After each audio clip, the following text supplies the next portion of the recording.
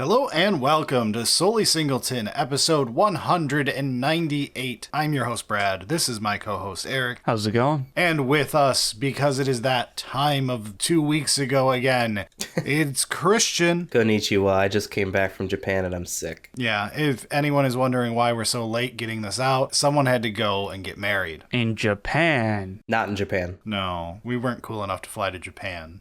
God, could you imagine the hell? It would have been us and you guys. That's it. No one else would have done that journey. I'm not sure I would have done that journey. I would have, because I could have told the wife that we're going on our honeymoon. Yeah, exactly.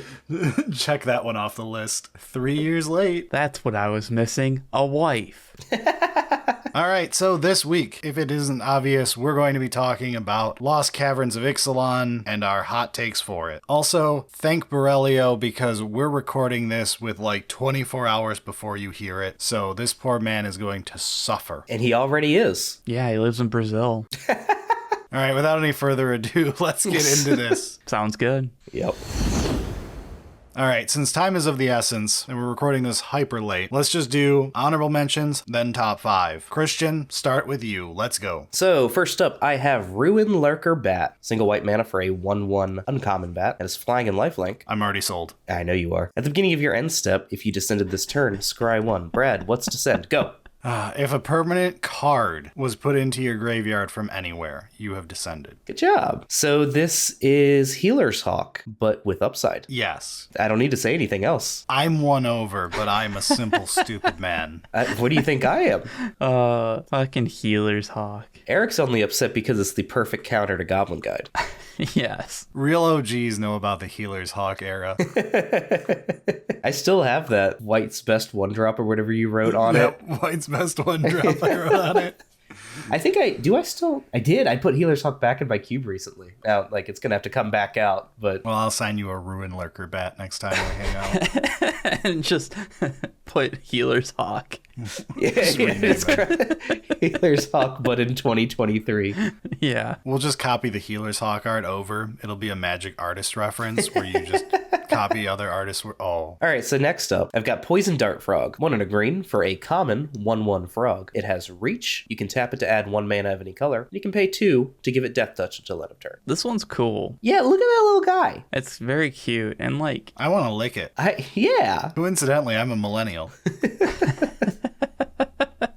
Yeah, I get why you like it for the 2-drop that will block anything with the ability to threaten Death Touch, and its main mode is just being... It's a 2-mana dork. Yeah. Which, like, there are obviously better 2-mana dorks. The Death Touch is not guaranteed. I saw a take from, I think it was G-Brel, saying that if it had the second point of toughness, that would be huge, because then it could just block flying tokens. That's super true. I feel like that would be too much. Well, if they gave it the second point of toughness, they would have had to make the art worse, because then it would have just been too powerful. No, if they gave it the second point of toughness, it wouldn't have been uncommon. It's not uncommon. This is a common. Oh, god damn it. Okay, great moment to talk about the worst set symbol ever. No one likes this set symbol. It is impossible to read. I mean, I just hate it in general. The common and uncommon coloring for set symbols in the past decade, essentially, because they've been making them fairly complex symbols, is bullshit.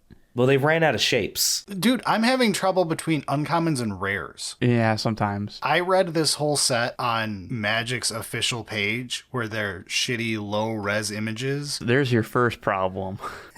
Yeah, I know. That should not be a problem, which is a different complaint. But it is so hard to tell them apart. I just started using the letter in the collector's number. That's all I have to do, too. I've had to do that for several sets now, for too many, to the point that it's just like, that's just my default now, is just look at the letter instead of symbol. They either need to change the coloring or they need to change how they're designing the symbols, because as it is, it's not useful. But that's not the fault of Poison Dart Frog. No, it isn't. No, he doesn't deserve that. All right. What's your last honorable? Last honorable is going to be Helping Hand. Single white mana for an uncommon sorcery. Return target creature card with mana value 3 or less from your graveyard to the battlefield tapped. All right. It's important to learn about giving reach arounds. I think this will be good. I mean, if you're ever in like a multiplayer game, being able to boost your teammates' attack power by 50%, I think will really help in certain scenarios. No? What?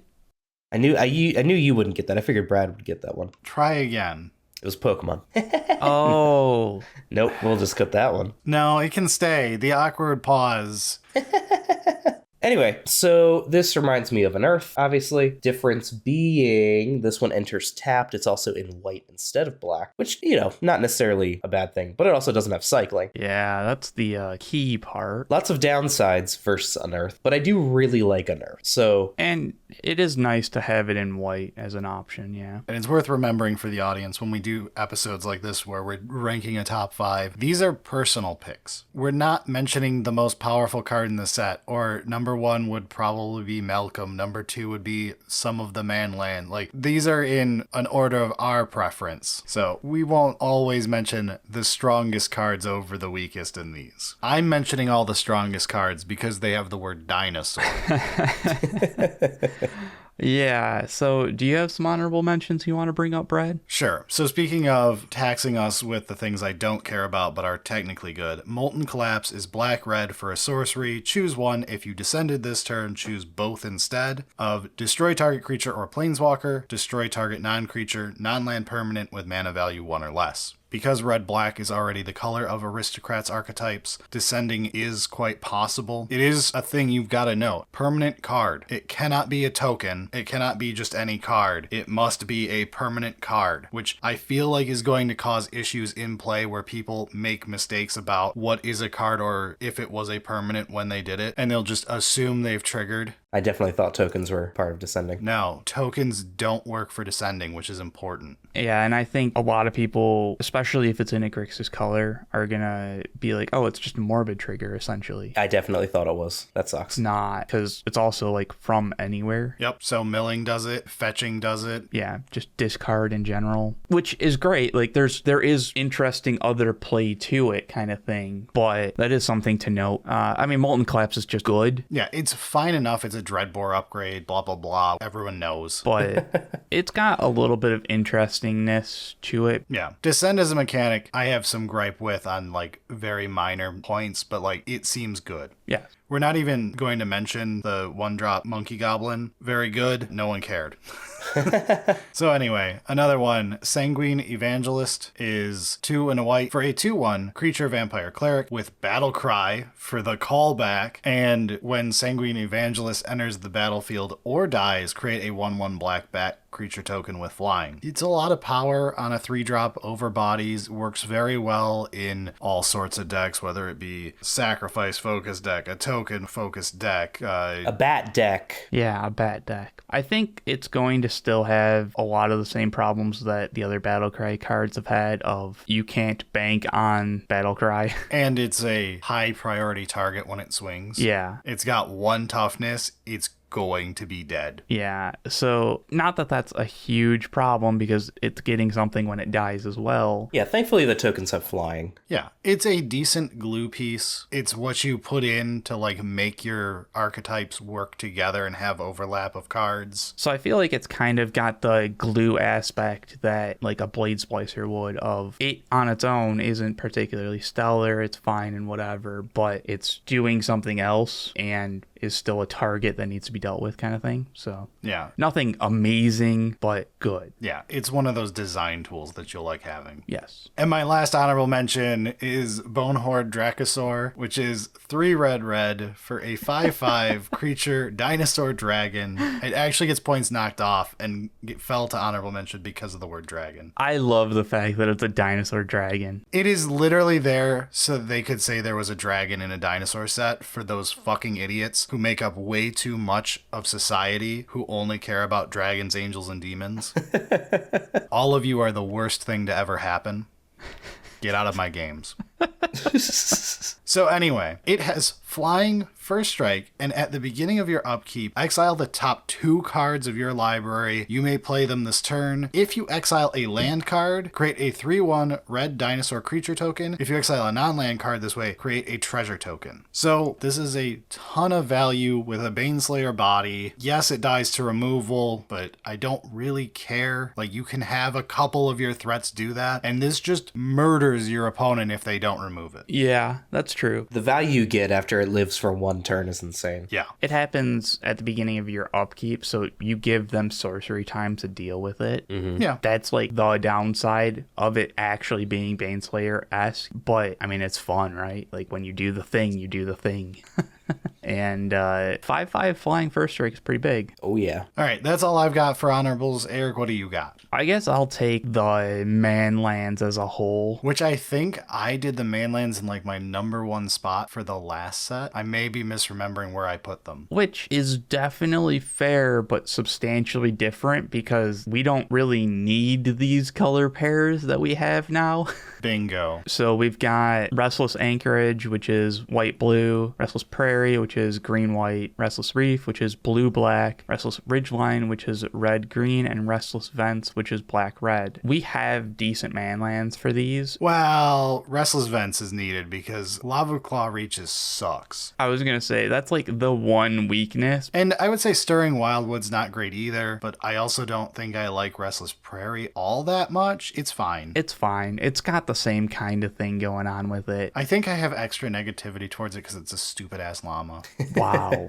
The white-blue one has tough competition, but it's still really good. So you say that. I want to remind people, you aren't forced to run only one manland in your cube for each color. Running Colonnade and Restless Anchorage is probably a correct play if your blue-white control decks want manlands. I think so. It's just solidly good. And I mean, the red-green one is also doing the things that you want to do. So none of these are bad. It's just we don't need them quite as much. So it's not as exciting. Yeah, and again, I don't think these are, for the most part, your upgrades over the old ones. The original 5 manlands were amazing for the most part, and these ones are side grades for the most part. The black-red is the upgrade. If I'm being honest, I think green-white is also an upgrade. I think it's close enough that it'd be debatable. I feel like your average green-white deck wants the Anthem effect on swing. That's true. I could see that. That's fair. I think this discussion reminds me a lot of just talking about a removal spell. It Yeah, kind of is. This is why it's honorable this time, and it's not like awesome like it was with last. Yeah. The next one I wanted to bring up was Twists and Turns, and it's a flip card. So Twists and Turns is a single green for an enchantment. If a creature you control would explore, instead you scry one, then that creature explores. When Twists and Turns enters the battlefield, target creature you control explores. When a land enters the battlefield under your control, if you control 7 or more lands, transform Twists and Turns into Mycoid Maze, which is a land cave. You can tap to add green, and you can pay 3 and a green, tap to look at the top 4 cards of your library. You may reveal a creature card from among them and put that into your hand. Put the rest on the bottom of your library in a random order. This is such a U-trap. I mean, I guess I'm wrong. I think this card is like really fun and like solidly good. Just pay a single mana and you get to scry explore. And then like there's some other stuff that goes on and eventually it's going to turn into a land and like whatever. But like it's also an enchantment. Come on, man. My thing that makes it awkward is you're equating it to things like Oath of Nissa, but this can't be used as a 1-drop. That's my problem with it as well. That's the single thing that keeps holding me back. Because you're not getting any value playing it turn 1 because you don't have a creature to explore. And then you have to like feed it into one of your other turns. It just, I don't know. And I think the flip side also just isn't good. The flip side's cute. Those can be bonuses. If you get to the point that it flips, it'll be nice. It's just not something that you bank on at all. I don't know, man. Like I said, I had this pretty high on my list, and then we talked about it, and you guys are all really down on it. So I pushed it to the honorable mention, so it's not quite as embarrassing, but I really like this card, and I think it's cool. It's cute enough. You could argue me to test it, but I know this card doesn't survive a single set. And that's fair. It would get replaced back with Oath of Nissa, which I don't even think I'm currently running in the current build. I don't think you are, just because there's some other stuff that we're testing, but I think that this card goes real hard in limited and constructed though. I think it's a cool effect. It's just it needs more besides the one-time use. yeah, I mean that's true. If you're constantly exploring, then it's good. Because then if you have an explorer type deck, you can play it on turn 1 and you still get the value out of it. But in cube where you're not doing that, I just don't see how it's worthwhile. I'll round out the honorable mentions with another green explorer focused card. We've got Jadelight Spelunker, which is X and a green for a 1/1 Merfolk Scout. When it enters the battlefield, it explores X times. That seems pretty fun. I don't think it's going to be awesome. It's Jade Light Ranger, the X spell. Gonna do Jade Light Ranger stuff, and I think that there are a lot of cubes that enjoy that and have spots for more of it, which is great. It's just not something that I think every cube wants or really needs. I just hope the card ends up like idling at like 10 cents because this is perfect budget cube fodder. But like, I don't have very fond memories of Jade Light Ranger to begin with, and we're many years later now. This one's a lot more fun though. I have a feeling this is going to play exactly as Jade Light Ranger in 4 out of 5 games. Yeah. But, you know, that 5th game, it's nice to have a little bit of the... Throw it as a 7-drop and see what happens. Yeah, so that's my honorable mentions. That means we can move into the actual top 5 list. Christian. All right. Starting us off at number 5, I have a card called Bitter Triumph. 1 and a black for an uncommon instant. As an additional cost to cast the spell, discard a card or pay 3 life. Destroy target creature or planeswalker. It's a removal spell, but it's not on my honorable mentions. Now, why is that? Well, it's a discard outlet. That's interesting, right? Yeah, I definitely have to say, as far as removal spells go, Bitter Triumph is more interesting than remove target thing but downside. Yeah. Because this actually has interesting play to the additional cost aspect. And Planeswalker removal doesn't matter for you, but for us, it makes this scale super hard into rare cubes. Exactly. I have, let's see, 1, 2, 3, 4, 5, 6, 7 or so planeswalkers in my cube now. That's adorable. I think most rare cubes have more planeswalkers than A color. Either way, it's relevant text. I think that if you are judging this card, like, okay, if you're not getting value of the discard, I think that it costing 3 life that's starting to get to be a lot of life. I mean, you're still killing something. If you're not dead, then it doesn't matter. Well, okay, sure. But I'm just saying, like, once you start getting into 3 or more life, it just, I think it really, you start to feel it more, where it's not as much of who cares? I killed the thing. There is definitely an aggro deck that will kill you because you spent 3 life. Yeah, but that said, I think the aspect of this to be able to, in some certain situations, you take your turn 2, you slow them down, you kill something important, and you're discarding something that's relevant. You know, maybe you're going to reanimate it or whatever. And then if that's not something that you want to be doing, if you just want to pay the life, you know, having that option, I just think it's a lot more interesting of a removal spell than we've gotten recently. Yes. It's one of those that there's so many upsides to discarding, not just, you know, like, oh, I'm discarding this specific card because it's an all encapsulated whatever, but also just like filling your graveyard with stuff matters sometimes. Like that's an engine that your deck, especially if you're playing black, can take advantage of. So it just works really well. And having the ability of, oh, I literally don't have another card to discard and I need to kill something, I'm going to pay the 3 life is nice. Absolutely. All right, shall we go on to mine then? I suppose. Of my top 5, this is the one that I have the least personal interest in, even if I think it might be the strongest or close to. All right. Sentinel of the Nameless City. 2 and a green for a 3/4 creature merfolk warrior scout because they couldn't decide. Well, you know, it's one of those that like needed to make sure it was going to work in the merfolk deck, but we've got the whole type line and we're going to use the whole type line. Exactly. They should have added dragon. So it's got vigilance, and it's got whenever Sentinel of the Nameless City enters the battlefield or attacks, create a map token. Brad, what's a map token? A map token is an artifact with pay 1, tap, sacrifice it. Target creature you control explores. Activate only as a sorcery. Cool. So map tokens are on a lot of the better cards in this set. Anytime you have the artifacts that do something, it's like, okay, let's look at it for cube specifically, but you have to at least like look at them as like, okay, artifacts matter in cubes, especially if you're trying to push Tezzeret decks and that type of thing. Maps do good things. Yeah.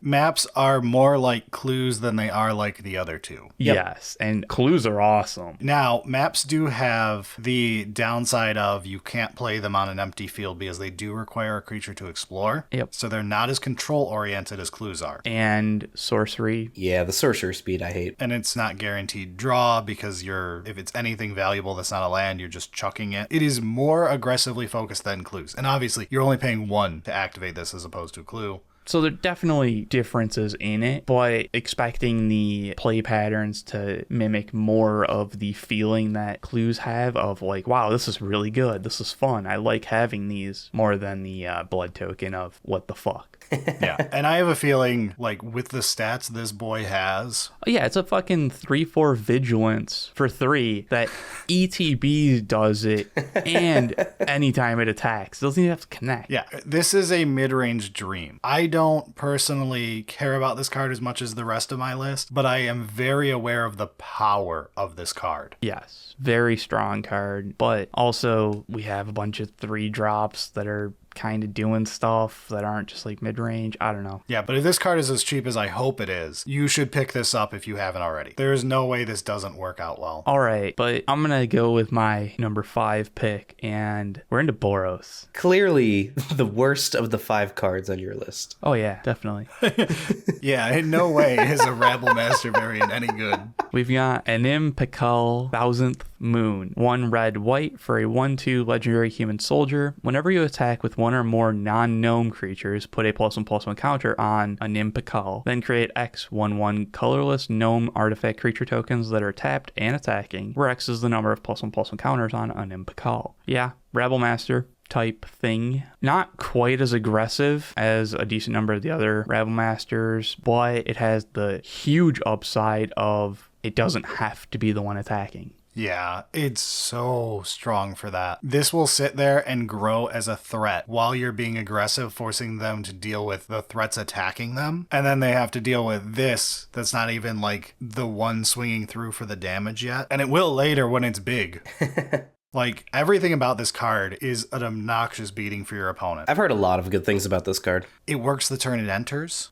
Everything about this feels so right. So that's one of the things that has always been important to me for Rabble Masters is like you get something when you play it. That is big, but I think it actually is less impactful on this card because it's not quite as cutthroat aggressive. It's that this one ramps up. It gives you more every turn it stays alive. The first turn is important because it starts the ticking. Yes. But the first turn won't be as impactful as the third time. Yeah. The third is like you should be winning on that one, but the first is just setting things up. So very cool card. Like to see Boros cards that are good. Yeah, it has no required theming. It works in any Boros strategy, be it just aggro mid-range. Very minor upside is they are artifact creatures, not just creatures. So if you have any artifact stuff mattering in red and white, it can be important there. But again, I think most of the artifact heavy decks, unless you're doing artifact aggro, aren't going to care. If you're doing artifact aggro, whoo-hoo. It is a nice upside. So, Christian, let's do your number 4. Hey, you're cheating again. I'm a cheater. So in number 4, we're going to talk about a 1-drop that explores as well as a 1-drop that explores. But complicated. But hard. So to start things off, we've got Sinnoh Scout. Single green mana for a 1/1 uncommon Merfolk Scout. When it enters the battlefield, it explores. We've also got Spyglass Siren. Single blue mana for a 1/1 flying Siren Pirate. When it enters the battlefield, create a map token. Okay, so these do slightly different things in different colors. The blue one's probably better. Yeah. Yes, not close. Probably better. Well, it's, green... 1-drops in green are awkward. Yeah. That's just the fact of the matter. No, they're not. It's play more elves. Well, yeah. I mean, thinking of it another way, though, is a 1-mana Elvish Visionary. Yeah, I mean, I think Sinnoh Scout is, totally respectable. It's just, I have yet to feel convinced that it's going to make sense in Cube, if that makes sense. Yeah. Yeah. When it's just chuck something off the top and you got a 2/2 for 1, it's like, did I want that in my deck that I'm playing this in? Exactly. So I used to play the 2/1 for 2 in green. Branchwalker. Yeah. That card was good, but had the same problem. Eventually, I cut it because it was just like, this ticks all the boxes except the decks that want it also don't necessarily need it kind of thing. You know what I mean? Like, it felt more like a limited glue card than an actual cube card. And I worry that Sinnoh Scout is going to fill the same role, where it's like, this is totally fine if you've got either a constructed or again a limited where you're going around a theme that really requires you to have a density, and in Cube you're not going to require that. Not generally, but I mean, I think that there are some builds that you can focus more on the mid-range aggression than, Green's ramp strategy and stuff like that, where like you're also getting +1/+1 encounters potentially. So like, And I think if you're pushing that, then this is totally good. I think there's something there, but not generally probably. The important part is we're debating if this card is any good, and Eric had twists and turns. This comes with twists and turns. This is like twists and turns, but it has the body to explore on turn 1, Eric. Yeah, but you can't scry one first. Anyway, let's talk about Spyglass Siren, which... The actual good one? Yeah. The one that was on my list. Spyglass Siren has the benefit of being a 1/1 flyer in blue. That makes an artifact. Well, yeah, it makes an artifact, yeah. Likened to Thraben Inspector. I think it also, it seems a lot like Voldaren Epicure, that classic great card. I was actually going to point out Pteramander, which is something that I have played in my cube and have been happy with before, where it's your flying man, but then with upside later. And in this case, it's probably just much better. Yeah. So this is a decent discussion here. I play 3 1-drop creatures in blue. They are all flying men with upsides because we have so many of those now. Sure. It has become a whole archetype onto itself. Yeah. I mean, I think Pteramander's it doesn't fit in as many decks as like a Fairy Seer or a Spyglass Siren. The issue Pteramander has is that the red-blue spells deck, they have so many payoffs already. They don't need just like a guy that gets big, which is why I removed Crackling Drake. Yep, and that was kind of its problem. Whereas this is a more defensive creature or offensive, it really depends. It's such a switch hitter because of that. Like, to walk through it, like, you're playing a 1-drop 1/1 flyer, right? We've got our baseline. You're making an artifact token, which is huge in blue for us at least. I don't care about you. In rare, it's big. And then from there, when you crack the map, if you target this creature, you either turn it 2 power or you draw a card, which the draw card is great normal value. The turning this 2 power means suddenly this is swinging as 2 power in the air, which is really decent. Yeah. Once you have a 2/2 flyer off of your 1-drop and getting value off of your map token that you were already, paying into as a separate effect, it's just doing this. Man, especially if you're in like the type of deck where you're setting up your library, you have more control over what's on top. I can't see this being a bad card. It's the question of will it be as legendary as Thraben Inspector has become? I think it legitimately has a shot just because I think so. Blue and artifact for rare cubes and like this can actually do something in combat, whereas Thraben Inspector is just a 1/2. Thraben Inspector did a lot in combat because it would stop all of the fucking 1/1 bullshit. Now, this being flying is huge because it lets you block all the flyers. yes. And I think that's why it'll do so well of like it can be aggressive in your tempo oriented decks. And like there are decks that you have a 2 power flyer and you're just going to kill them with it. And as a reminder, you don't have to target this in like we're talking about the vacuum case. So like let's just target like Suspicious Stowaway, Malcolm, or anything like that, and you're in your tempo deck and you're just churning out damage now. Holy shit, if this targets Picklock Prankster, I get a 2/4 Flying Vigilance. So yeah, I think this card is probably one of the top cards in Uncommon in the set. Like this and Bitter Triumph would probably be my go-tos. And that's why I've got him at 5 and 4. Yeah. Yeah, I mean, I'm pretty sure that both of those are going to be in rare cubes as well. So, all right, Brad, what do you got? So, my number 4 slot suffers and fell because while there's a dinosaur in the art, it does not have the typing of dinosaur. It's Inti. Oh, no. Seneschal.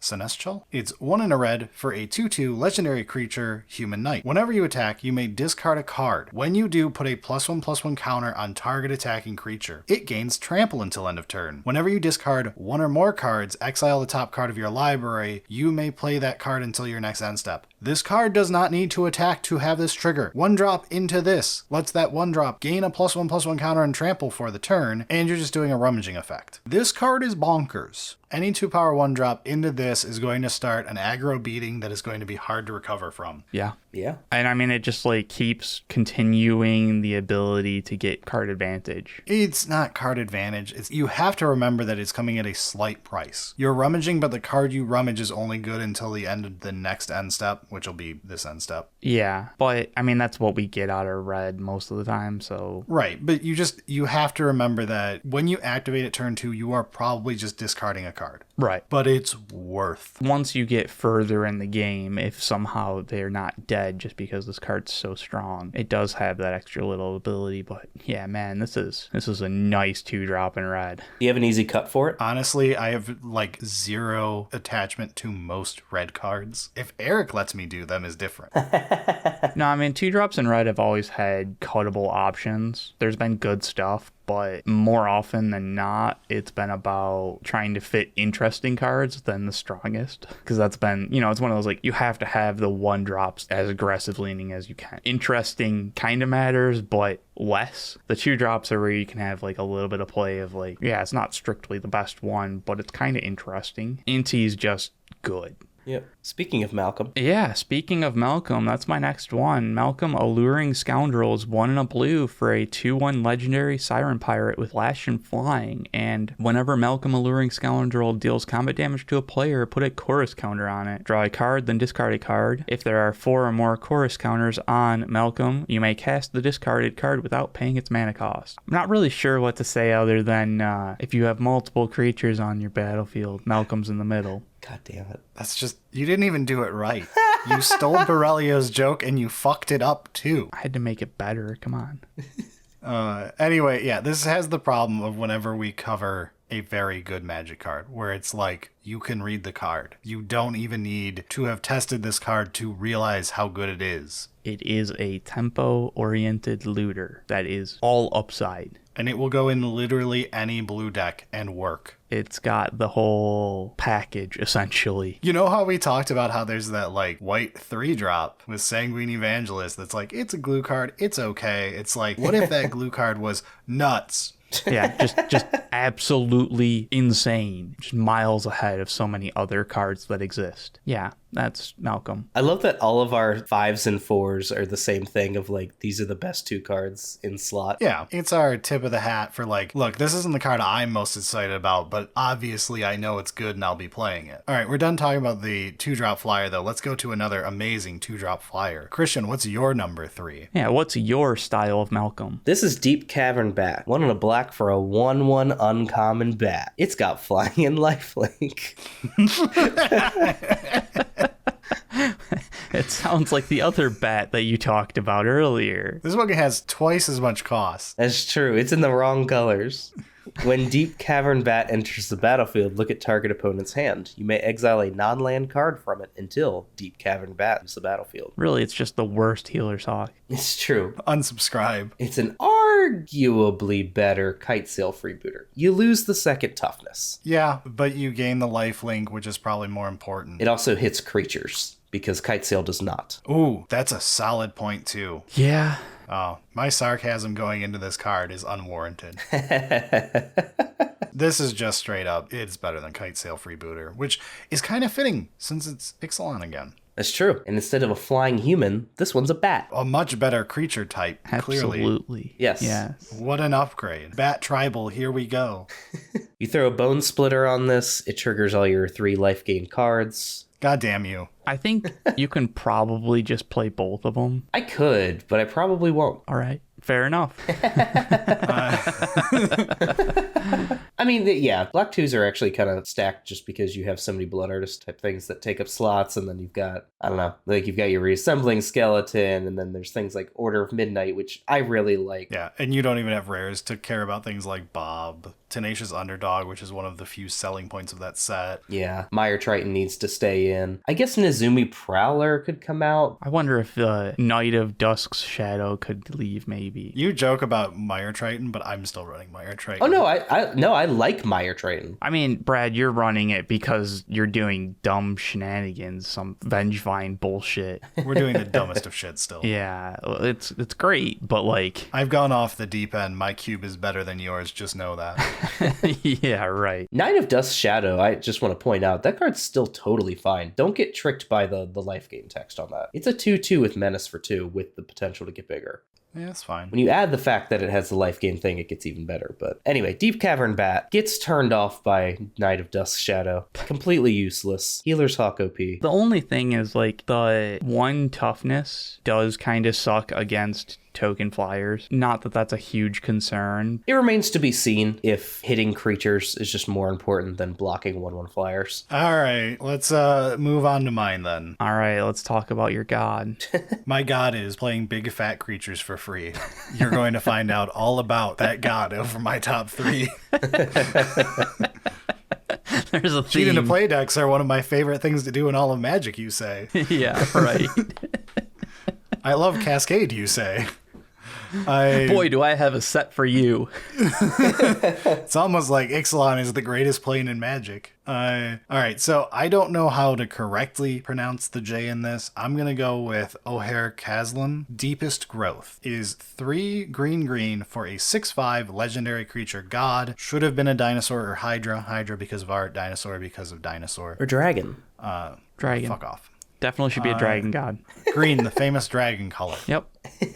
Ojer has trample, and when Ojer Kaslem deals combat damage to a player, reveal that many cards from the top of your library. You may put a creature card and or a land card from among them onto the battlefield. Put the rest on the bottom in a random order. When Ojer Kaslem dies, return it to the battlefield tapped and transformed under its owner's control. The backside is Temple of Cultivation, which is a land, and it has tap, add green, and 2 and a green. Tap it, transform Temple of Cultivation, activate only if you control 10 or more permanents and only as a sorcery. So, to analyze this real quick, this is a 6/5 trample 4/5 with upside when it deals combat damage to players. When it dies, it leaves behind a land. Yeah. And if you have the city's blessing, you can get Ojer back. As someone who likes ramp decks and knows all of the problems that go into them, this is a 5-drop you can play very comfortably in your ramp deck. It may cheat out something bigger. It may just get you land. Which I think that's one of those where it's like you're going to get like a ramp creature and a land or whatever. And like, hey, cool. That is good enough. Whenever they remove it, you end up with a land out of the deal so that you get a discount on your 5-drop at worst, right? Yeah. And then City's Blessing is very doable, as we've learned over time from basically every time we've used it. It's substantially easier in decks that are trying to go later game, but like it's even doable in fairly aggressive decks. And as ramp decks end up with a lot of permanents, most of them being lands, but it's not too bad to get the City's Blessing to 10 permanent effect to be able to flip Temple back into Ojer again over and over for the rest of the game and actually have this be a pretty sticky threat at the end of the game. Yeah. 6/5 is not the strongest of endgame threats, but there are times every ramp player knows where you're like, I'll take anything but a fucking elf off the top, please, for the love of God. Yeah. Well, and like 6-power trample can end games reasonably quickly. Yeah, like even if they're like using a planeswalker to pump out some 1/1s or 2/2s, they're not keeping up with this. They're going to have to keep removing it every time. Exactly. The whole fact that like even if you do, splash over damage, you're getting more things, even if they're not like actually good, there's still more things. Even if you miss, you thin a land out, right? Yeah. You're kind of setting up for Temple when they eventually try and kill this thing. Yeah, like let's go through like a generic non-awesome one. You flip over Llanowar Elf, land, put both into play, and then a bunch of other junk that you don't care about. And that's like a bad case. We're not getting into like you found your Thrun equivalent. It was still better than draw 2. Yeah. Or you actually like you found the actual fatty that's cheating into play a bunch of like there's big upsides. And honestly, I kind of like the fact that it puts the rest on the bottom because you're not so worried about decking yourself into this loop kind of thing. Yeah, because if you miss 6 and just mill 6, you're like, uh-oh, now I'm on a different clock. Yeah, like the control player would be able to put you on a different clock of like, it's going to come back, but I don't care. I'm just going to answer the threat 3 times and you've got no cards left. So normally you want things to go to the graveyard for the value and stuff, but I think it actually matters on this one. Yeah, I'm a big fan of this card. It loses out simply because it is not a dinosaur, which is points off in this poll, but I will be playing the shit out of this. All right, I'm gonna move on with my number 3. We've got Kellan, Daring Traveler. We already talked about Kellan in like the last set. Did we really? What was the Kellan in the last set? That was the Boris one that had like the equipment theme. Oh, okay. Man, we're running out of fantasy names. We should hit our head on different parts of the keyboard. It's the same fucking guy. Oh, is it really? Yes. That's why they're like... That's why he's a fairy. Oh. You really are checked out. I don't give a fuck about current Magic story. Sorry, Eric, go on. We've got Kellan, Daring Traveler. 1 and a white for a 2/3 legendary human fairy scout. Whenever a Kellan, Daring Traveler attacks, reveal the top card of your library. If it's a creature card with mana value 3 or less, put it into your hand. Otherwise, you may put put it into your graveyard. It also has an adventure, which is Journey On. For a single green, we have a sorcery adventure. Create X map tokens, where X is 1 plus the number of opponents who control an artifact. Yeah, I mean, I guess Journey On technically exists. That's great. I just kind of enjoy the effect that this card actually does. The, get creature into hand kind of thing. Especially in white weenie kind of decks. Like, you actually want to do that. Collected Company being one of the constructed callouts. Yeah, but Company goes straight to play. Yeah. This is just a 2-drop, though. It's a 2-drop 2/3 with this upside. And it's got an adventure if you're in green-white. It's okay that it's not full half a Collected Company. The mana value 3 or less is going to be kind of annoying sometimes when you find, like, the 4 and 5 drop and you're like, oh, shit, fucking goddamn it. But it's going to hit a decent number of things, and it's always one of those, you can still pitch it into the graveyard if it's a land that you don't need. It seems totally fine. It's mildly interesting, even though it feels like it's the 2-drop don't care section. It's nice to see a 2-drop in white that gives me some excitement. All right, Christian, screw up our talking about Discovery by talking about uncommon versions of Discovery. All right, so number 2, I've got Bloodbraid Elf, but in red. I mean, it's missing haste, but no one ever uses haste anyway. I never attack with Bloodbraid. I need to keep it back for blocks. That's good. Sentences that have been said by somebody. Giga Chad version of playing Bloodbraid Elf. I just think she's pretty. I just think they're neat. I just think they're neat. Geological Appraiser, 2 red for an uncommon 3/2 Human Artificer. When Geological Appraiser enters the battlefield, if you cast it, discover 3. So, discover is exile cards from the top of your library until you exile a non-land card with mana value 3 or less, of blank or less. Cast it without paying its mana cost, or put it into your hand. You have that option with Discover, unlike Cascade. Put the rest on bottom in a random order. Yeah, being able to put it in your hand instead is actually a huge difference, especially in a color like red where you're going to have so many, spells where you may not want to cast them right away. Am I wrong, or is this totally playable in like a blue-red control deck as a result? Probably, yeah. Discover is very good because of the utility it gets. So, like, if you find, on a bigger Discover card, if you find your board wipe on accident, you don't have to cast it. If you find counter spells, just put them in your hand. Your opponent knows you have it now, but now they're stuck knowing they're going to blow something, like they're trying to bait a counter spell now. Yeah, like it's a threat of activation kind of thing. But the big one for me is on the rares and mythics, Discover is on ETB on all of them that I noticed. Meaning, if you cheated into play for a big one, you still get to Discover. Unlike, like, if you cheated Maelstrom Wanderer into play, you're not getting triple Cascade. Or Geological Appraiser. But I think Geological Appraiser is going to be really good for you. It's not bad. I'm really excited about it. We need another good red 4-drop. Exactly. The uncommons don't get all the toys we have. Absolutely not. All right, let's go to my number 2. Yeah, what do you got? We got an old favorite come back again. The biggest, dumbest idiot. The greatest minds of a generation. Yeah. Big numbers. I'm still so proud. After multiple years, I can still remember when we did our original Ixalan discussion, and I clipped in Gladys's, he's the culmination of the greatest minds of a generation, attempting to make the perfect idiot.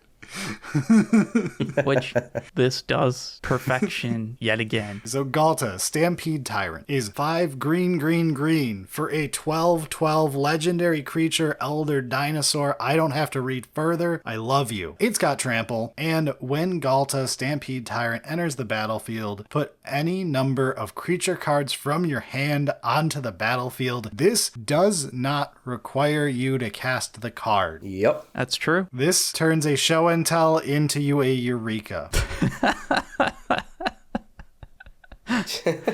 This is like, as someone who's a big fan of sneak and show decks or just general rug cheat into play, this card does everything for me. Like, this is the only reason it loses to my number 1 is my number 1 is a perfectly designed card in like multiple facets.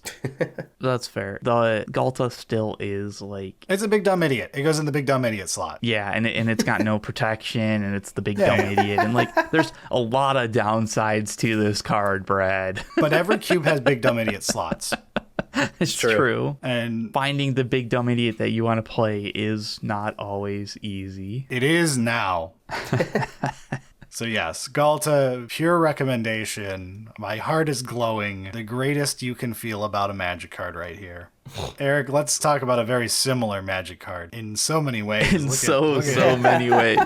Yes. I'm going to go take a dump while you read this card for the next 5 minutes. All right. Next up, we've got Brass's Tunnel Grinder, which is 2 and a red for a legendary artifact. When Brass's Tunnel Grinder enters the battlefield, discard any number of cards, then draw that many cards +1. At the beginning of your end step, if you descended this turn, put a boar counter on Brass's Tunnel Grinder. Then if there are 3 or more boar counters on it, remove those counters and transform it. Transforming into Teku'tlan, the Searing Rift, which is a legendary land cave. You can tap to add red, and whenever you cast a permanent spell using mana produced by Teku'tlan, the Searing Rift, discover X, where X is that spell's mana value. So now that you've read the whole thing, can you tell me what it does? Yeah, so you pay 3, and you get an artifact that lets you discard any number of cards and draw that many +1. So it replaces itself. Yes, which is good.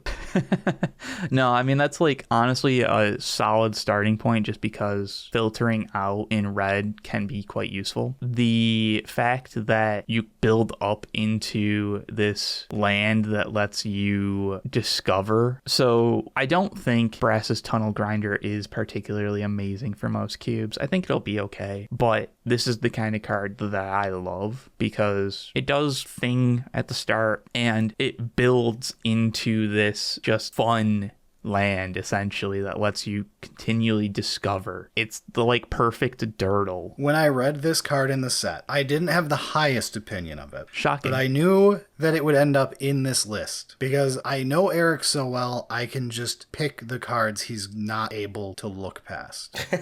Yeah, you're right. There was no way this wasn't going to be on my list somewhere, and it's definitely worse than a lot of the other ones on this list that I've talked about even. I don't care though, because when I do the thing, it's going to be fun. I don't know. The Brass's Tunnel Grinder is the kind of card that when it comes up, it makes me want to pivot into a different deck archetype, even if I'm like midway pack 2. The only question I have is what archetype does this make you pivot into? Playing red. All right. No, I mean, like, honestly, so long as you're not hyper aggressive. It pivots you into more of a grindy deck.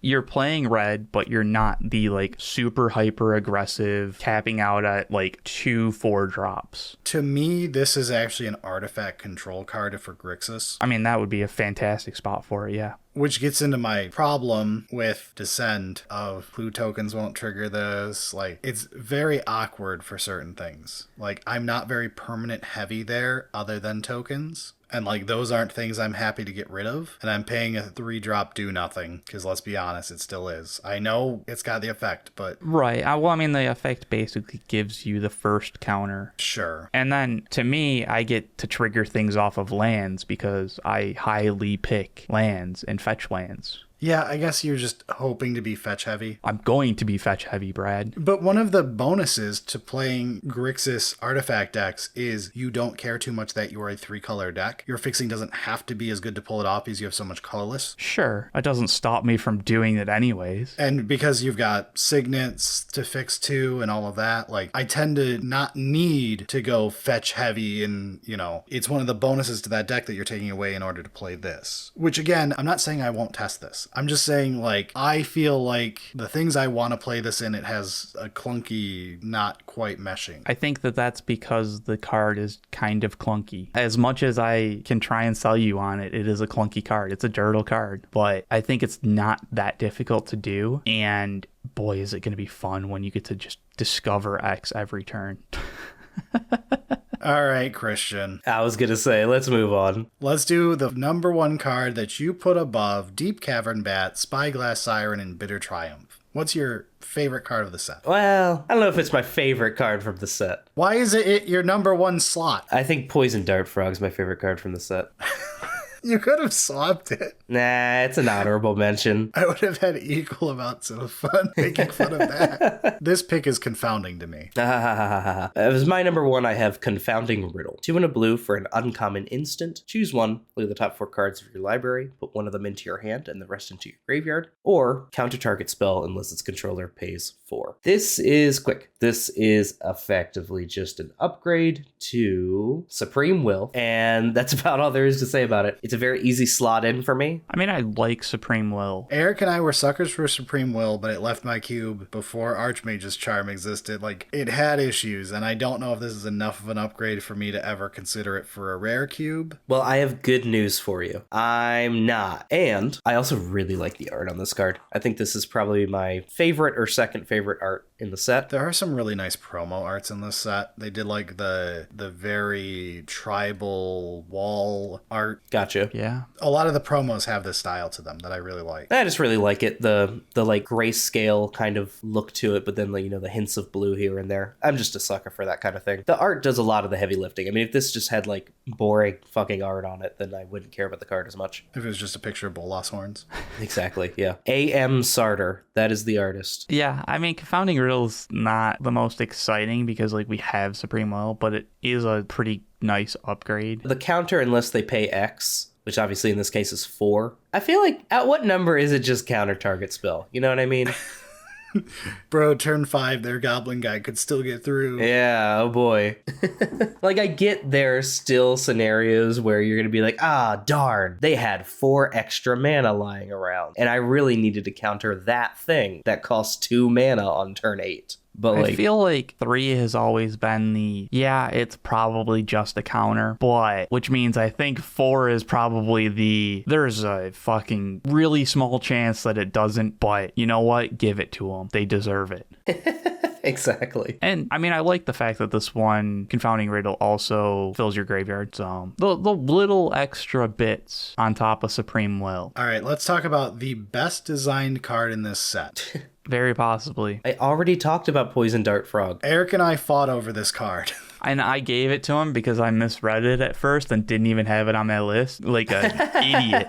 So Trumpeting Carnosaur is 4 red for a 7/6 creature dinosaur. not bad. It's got trample. When Trumpeting Carnosaur enters the battlefield, discover 5, and 2 and a red. Discard Trumpeting Carnosaur, deal 3 damage to target creature or planeswalker. This is a perfect self-contained, does everything to cheat properly card. Yeah. It is a big endgame finisher, 7/6 trample for 6, got it, baseline. And 6 means that, like, castable. Yes, still castable. It's not like Grizzlebrand where you're never ever casting it. Yeah. ETB gets you value with the Discover 5, even if you cheated in off Reanimate or something. Hell yeah. Bullshit. Or, you know, any sort of other cheat. But let's go with Reanimate because it's also got pay 3 mana, discard it to the graveyard to set up your Reanimate, remove something. Yeah, that's pretty good. This is so good. This reminds me of like my version of, what was that one that you had a couple years back, Christian, the whale? That is Waker of Waves. Yeah, Waker of Waves. But like this is like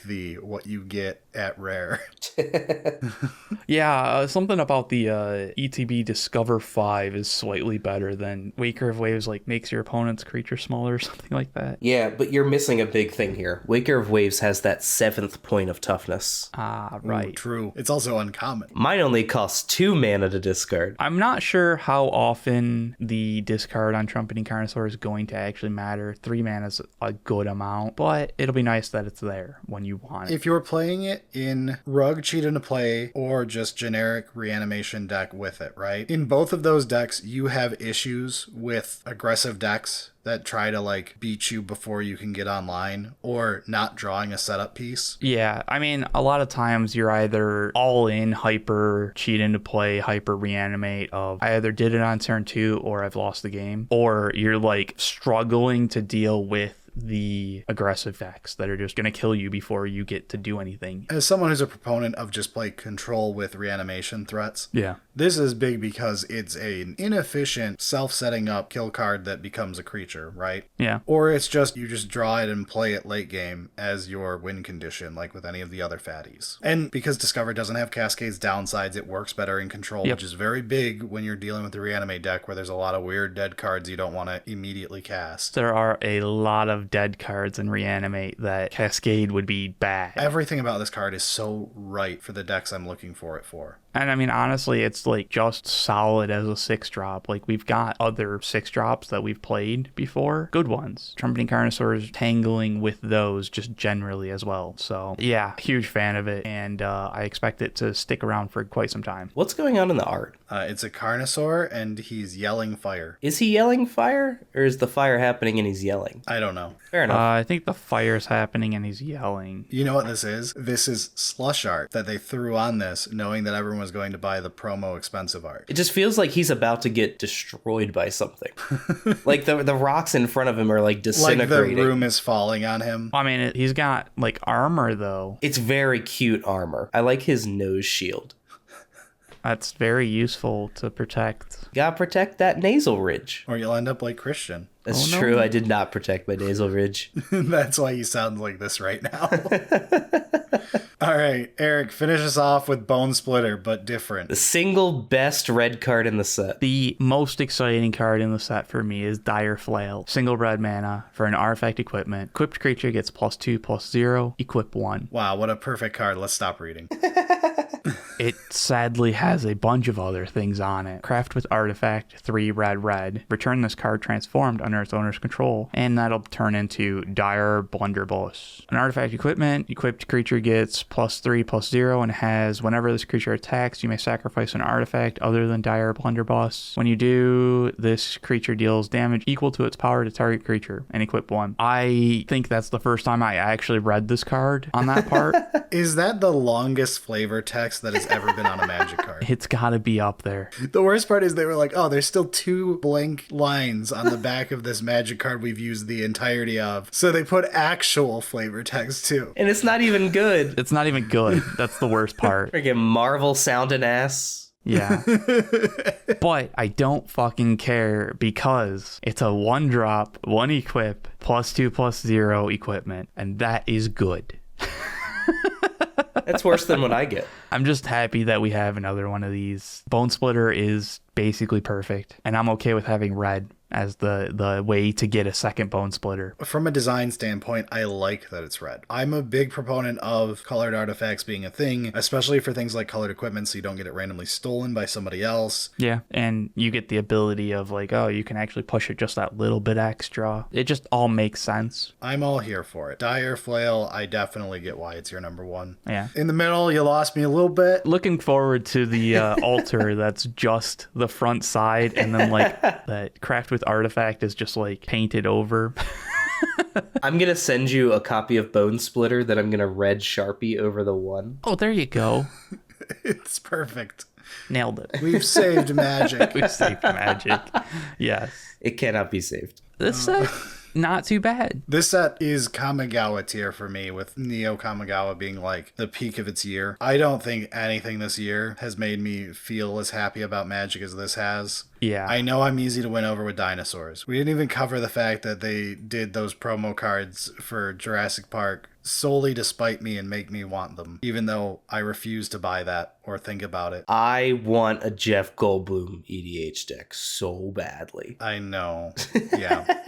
I'm easy to win over. This set was clearly made with a lot of love. It's not just a bunch of the newest overpowered thing, although we do now live in an era where you can just get 6/6 for 4s with upside, and I don't even mention them. Yeah, that is actually something that happened. Remember when our 6/6 for 4s came with downsides where you had to like sack stuff every turn to use them? Discard a card at the beginning of your end step.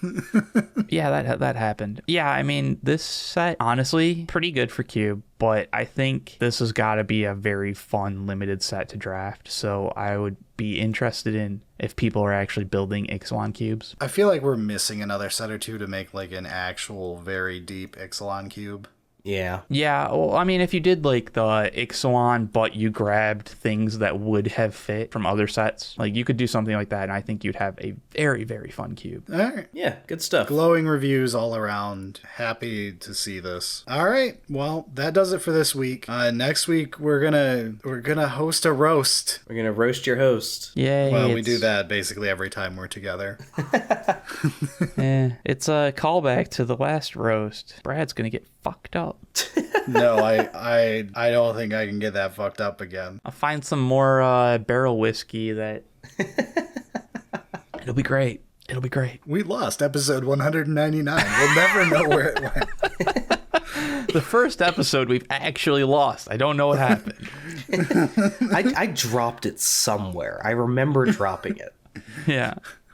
Removed from recycle bin. Why did you format your hard drive? All right, that does it for us. We will see you all in several weeks with a catastrophe. Let's get out of here. Sounds good.